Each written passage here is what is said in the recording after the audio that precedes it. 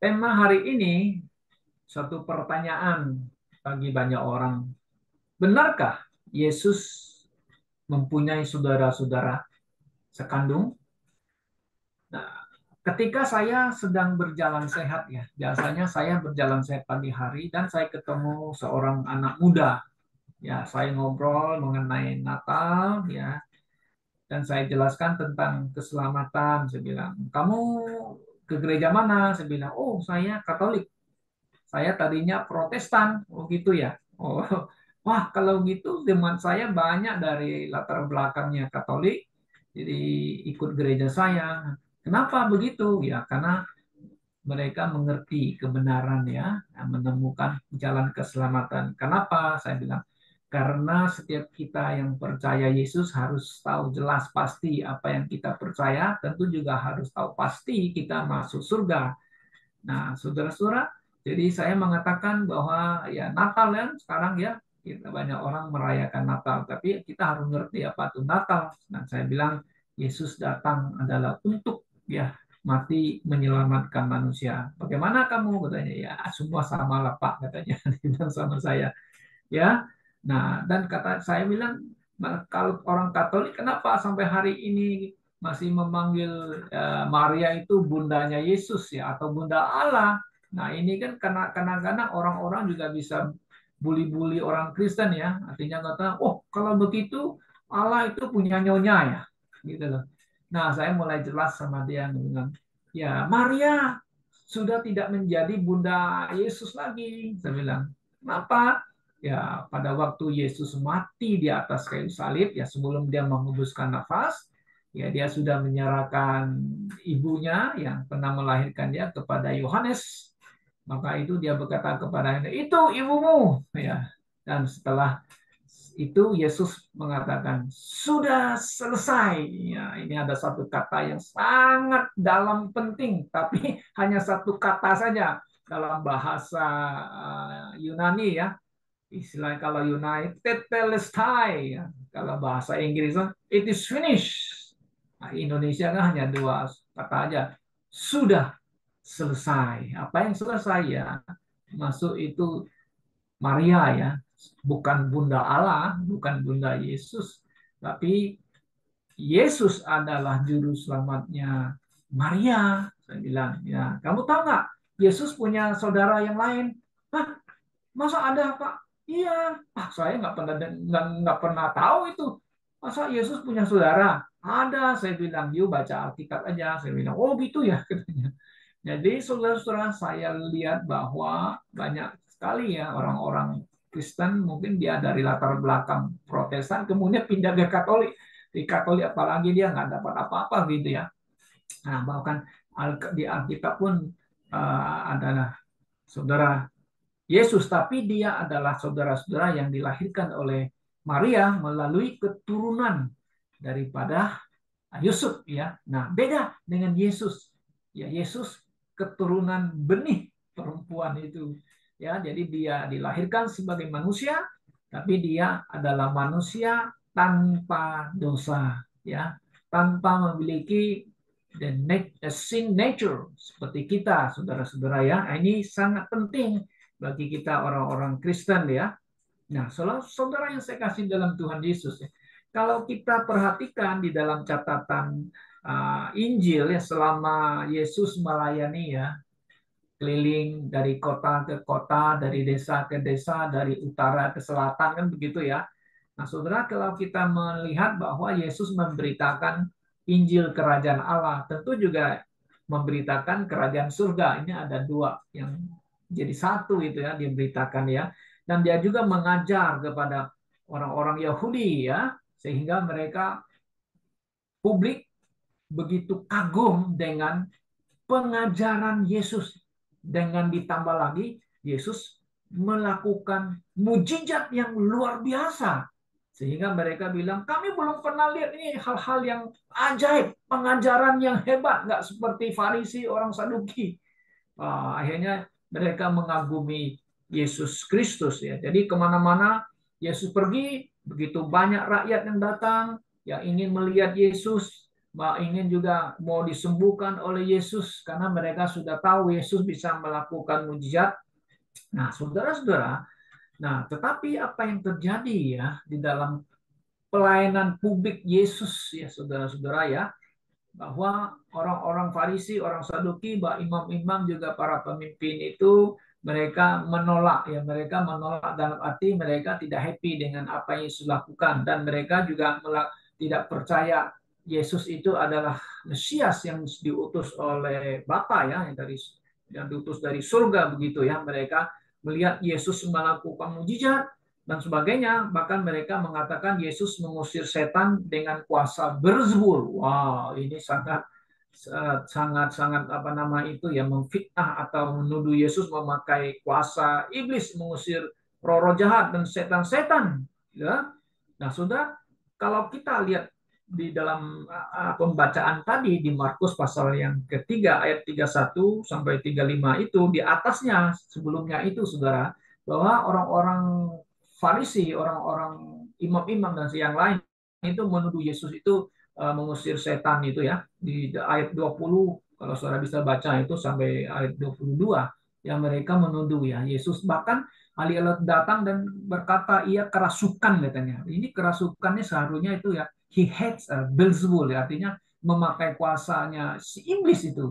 Dan dengan penghulu, nah prince of the devils ya, cut he out devil. Nah, ini tuduhan yang sangat serius sekali ya saudara-saudara ya.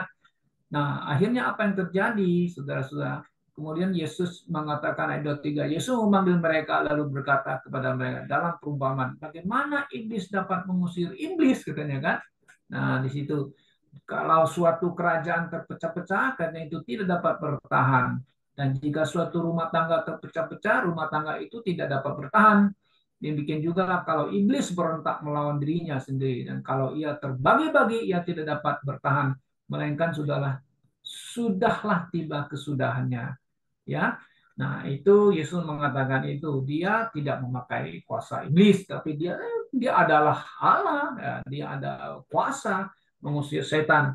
Nah, dalam pelayanan Yesus, saudara begitu sibuk ya, saudara ya, sibuk sampai-sampai itu saudara-saudara atau kenalan-kenalannya itu menganggap Yesus ini juga seperti orang yang sudah tidak waras ya. Kalau saudara perhatikan di ayat selanjutnya itu ya, mereka mengatakan Yesus tidak waras, ingin bertemu dengan Tuhan Yesus ya. Nah, akhirnya kalau kita baca kembali di ayat yang ke-31, saudara perhatikan, lalu datanglah, ya kan? Ibu dan saudara-saudara Yesus. Sementara mereka berdiri di luar, mereka menyuruh orang memanggil dia. Kenapa? Karena Yesus lagi melayani begitu banyak orang ya kan, nggak ada waktu bisa ketemu dengan ibu dan saudaranya. Nah, mereka ingin bertemu sama dia tapi tidak bisa. Akhirnya dia minta orang lain memanggil dia. Nah, saudara, ayat 32, dan ada orang banyak duduk mengelilingi dia. Mereka berkata kepadanya, lihat, ibu dan saudaramu ada di luar dan berusaha menemui engkau. Nah, di sini ayat 33 nih. Yesus menjawab kan, siapa ibuku dan siapa saudara-saudaraku? Saudara perhatikan ayat ini ya, saudara ya. Kenapa Yesus tidak mengakui bahwa dia punya ibu, ya, Maria melahirkan dia dan juga anak-anaknya Yusuf, kan begitu ya, di publik ya. Why kita mengatakan, ada apa ini Yesus? Apakah Yesus tidak menghormati dia, ibunya atau tidak mengakui saudaranya? Nah, ini perlu kita telusuri, selidiki. Tentu ada alasannya kenapa Yesus tidak mengakui ibu dan saudaranya di publik, saudara-saudara ya. Kenapa? Karena waktu Yesus melayani, waktu Yesus memberitakan kerajaan Allah dan juga kerajaan surga, ya kan? Dan juga mengajar, sebenarnya Yesus ini yang ada hadir sebagai manusia, ya kan? Dia bukan hanya manusia saja, tapi dia adalah juga Allah. Ya, firman yang telah menjadi manusia, saudara-saudara. Ya, Yesus yang hadir di tengah-tengah umatnya, sebenarnya dia ini adalah Mesias kan, yang diutus oleh Bapa untuk mereka. Hanya mereka tidak mengenal Dia, tetapi melalui pengajaran dan juga mujizat sebenarnya sudah membuktikan bahwa Dia adalah utusan atau Dia adalah anak Allah yang diutus oleh Allah Bapa. Kalau mereka bisa melihat kan apa yang Tuhan Yesus lakukan atau Yesus buat dengan tanda-tanda yang ajaib sekali, saudara. Nah, Yesus tidak mengakui secara umum di depan umum ibu dan saudaranya. Tentu Yesus ingin menyatakan dirinya bahwa Dia adalah Mesias, juru selamat manusia atau juru selamat yang datang mau menyelamatkan umatnya. Mungkin saudara masih ingat pada waktu Gabriel mengatakan kepada Maria, kau akan mengandung, melahirkan seorang putra, kamu harus kasih namanya Yesus, karena dia akan datang menyelamatkan umatnya. Demikian juga kan, Gabriel itu berkata kepada Yusuf, ya, Maria itu mengandung karena Roh Kudus. Ya. Kamu harus ambil dia jadi istrimu dan kamu harus kasih nama Yesus, ya, anak Allah yang Maha Tinggi itu. Nah, saudara-saudara yang kasih dalam Tuhan Yesus Kristus. Jadi benar ya, Yesus punya saudara. Tapi saudara yang dilahirkan oleh Maria adalah anaknya Yusuf. Kita harus ingat bahwa Yesus yang dilahirkan, dia adalah anak Allah. Nah, harus dibedakan ya. Anak Allah, kenapa sudah dikasih tahu? Itu anak yang dikandungnya adalah anak yang maha tinggi. Ya kan? Nah, dia dipanggil Mesias, Mesias atau yang diurapi Allah sebagai juru selamat. Nah, saudara-saudara yang sekasih dalam Tuhan Yesus Kristus, ya, ya. Jadi di sini Yesus ingin menunjukkan kepada saudara-saudaranya, ya, dia adalah juru selamat untuk saudaranya dan juga juru selamat untuk Maria sendiri, saudara-saudara ya. Maria juga perlu juru selamat, saudara. Jangan mengatakan, oh, Yesus, ya, Maria tidak perlu Yesus, baru dia bisa masuk surga karena dia perempuan yang dipilih oleh Allah. Oh, bukan demikian, saudara. Justru Yesus dilahirkan Maria supaya Maria juga bisa selamat melalui Yesus Kristus, Putra Allah yang hidup itu, yang maha tinggi. Ya. Nah, jadi begini, saudara-saudara ya, kita bisa ambil kesimpulan ya, pelajaran pada malam hari ini ya, bahwa yang pertama kita bisa dapatkan pelajaran bahwa ya memang Maria telah melahirkan Yesus Juru Selamat, disebut dengan anak manusia.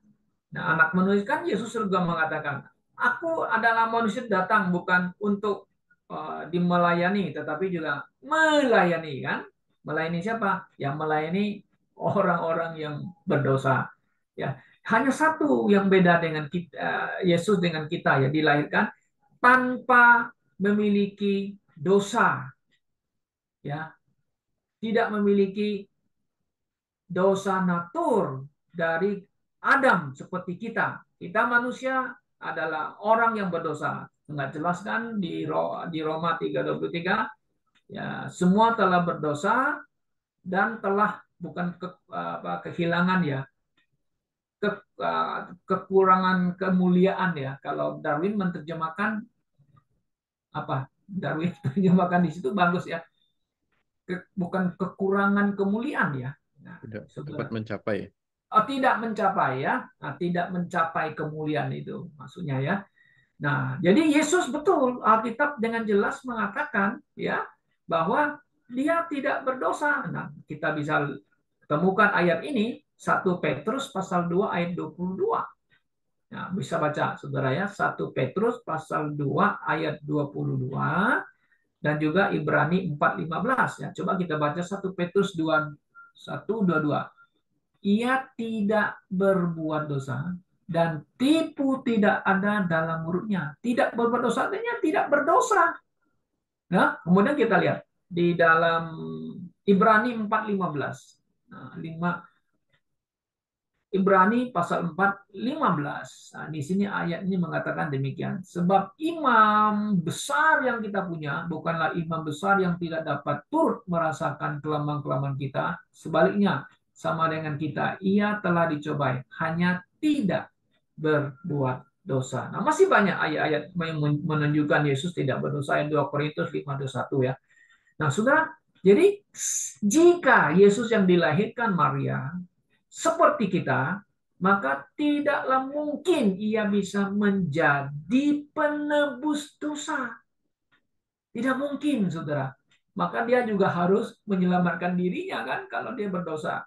Justru dia tidak berdosa, ya.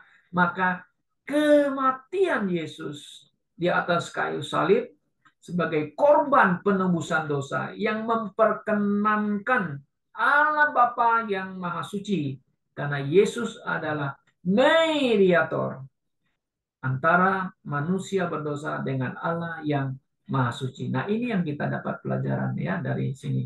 Kemudian yang kedua, saudara, untuk membantah isu yang mengatakan Yesus adalah manusia yang sama dengan saudara-saudaranya yang dilahirkan oleh Maria. Nah, kenapa? Karena mereka bilang, nah lihat, Yesus punya saudara. Ya, yang dilahirkan oleh Maria sama-sama keluar dari rahim ibunya kan? Ingat, Yesus benih perempuan. Tapi saudara-saudara yang lain itu adalah benih Yusuf. Di sini bedanya, saudara ya. Secara manusia, yes, sama-sama dilahirkan. Tapi Yesus tanpa ada dosa natur. Nah, jadi di sini juga kita menemukan bahwa menunjukkan Yesus itu betul manusia sejati dan juga Allah sejati, ya. Dia adalah manusia dan juga dia adalah Allah sejati. Ya, saudara-saudara, ini jelas sekali. Nah, Allah sejatinya bagaimana? Nah, Yesus berkata kepada mereka ya, orang-orang Yahudi, bahasa Inggrisnya bagus. Before Abraham was, nah, kata was kan past tense ya. AM. Nah, ini AM ini present, selalu yang bukan past. Jadi sebelum Bapak Abraham ada, aku ada. Berarti dia Allah, ya. Dia adalah Allah. Maka kita mengatakan Yesus adalah Allah yang menjadi manusia, yang mengambil daging manusia gitu ya, menjadi manusia. Oke. Kemudian yang kita bisa pelajari dari sini juga, saudara, mengenai saudara dan ibunya, ya. Apakah Yesus tidak mempedulikan saudara dan ibunya? Oh iya, masa Yesus tidak peduli mereka? Pastilah. Dia sendiri yang mengajarkan kita harus saling mengasihi kan? Masa dia tidak mengasihi ibu dan saudaranya? Mengajar orang pintar, ya kan? Kamu harus saling mengasihi satu dengan lain supaya membuktikan kamu ini adalah muridku. Nah, tapi kita yakin ya, memang di Alkitab tidak ada catat, ya. Tapi saya percaya Yesus peduli mengasihi saudaranya dan juga Maria juga kan sebelum dia membuskan nafas kan dia menyerahkan ibunya Maria kepada kepada Yohanes supaya Yohanes ini mewakili Yesus untuk uh, menjaga melihara ibunya ya mungkin kasih dia nafkah kepada ibunya kan ya di dunia ini. Nah, ini satu pelajaran bagi kita sebagai anak-anak ya bahwa kita harus bertanggung jawab ya menghormati kalau kita bilang bukan hanya menghormati dan juga boleh memelihara orang tua kita kalau sudah tua ya sudah tidak bisa lagi mencari nafkah maka yang tanggung jawab itu adalah anaknya. Nah ada orang Tionghoa mengatakan begitu begini ya dia bilang seorang ibu bisa melahirkan 10 anak tapi belum tentu 10 anak itu bisa menjaga memelihara ibunya. Tapi ada yang mengatakan, aku hanya sanggup memberi ibuku makan. Tidak, puji Tuhan. Ini masih memenuhi perintah daripada firman Tuhan, ya kan? Mungkin dia tidak bisa memelihara seperti yang lain, namun dia masih bisa memberi dia makan. Itu sudah bagus, kan? Yang mencukupi semua kebutuhannya. Ini sudah saudara melaksanakan firman Tuhan sendiri, saudara-saudara ya. Nah, tapi kita juga banyak dengar cerita ya, saudara. Banyak orang tuanya diabaikan, kita mengatakan, oleh anak-anaknya ya. Dilempar sana, dilempar sini, akhirnya dilempar ke jompo. Kasihan juga ya. Nah, ini kisah-kisah ini banyak terjadi juga ya di daerah tetangga kita, Singapura ya. Kasihan ya, anak-anak zaman modern ini hanya mau ambil harta dari orang tua, tapi orang tuanya tinggal bersama tidak mau ambil ambil namanya apa namanya unit apartemennya. Nah, kan pernah terjadi di Singapura kejadian yang sangat terkenal itu, ada seorang kaya, dia punya duit lah, tapi setelah anaknya merit, anaknya dia kasih rumahnya ke anaknya, tak tahu akhirnya papanya disuruh keluar gitu loh, disuruh keluar, ketemu teman-temannya di jalan, kenapa kamu tinggal di ini kayak homeless katanya. Wah, dia nangis. Ini ketahuan oleh Lee Kuan Yew ya. Wah, ceritanya akhirnya dipanggil Lee Kuan Yew, itu anaknya semua itu surat-suratnya disobek, oleh Lee Kuan Yew ya, katanya you orang Chinese katanya ya, kalau orang Tionghoa kan keras ya, tidak hormat sama orang tuamu. Kalau Lee Kuan Yew sangat marah kalau di sini, kalau anak tidak menghormati orang tua. Nah, karena ini memang adatnya, budayanya orang Tionghoa. Nah, saudara-saudara, kalau anak masih bisa memberi orang tua makan, ya kita sudah memenuhi instruksi daripada Rasul Petrus mengatakan, kan ada janda-janda yang miskin, harus orang anak-anaknya harus pelihara mereka. Kalau mereka tidak sanggup, ya diserahkan ke gereja, istilahnya ya. Gereja harus memberi kehidupan untuk anak janda. Kalau masih muda, Paulus bilang, udah boleh cari suami gitu ya.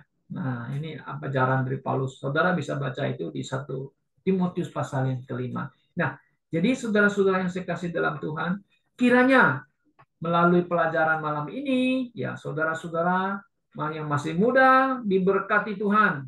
Ya, dan kalau orang tua sudah lanjut usia, sudah tidak mampu lagi, saudara, kita harus menjaga dan memelihara orang tua kita.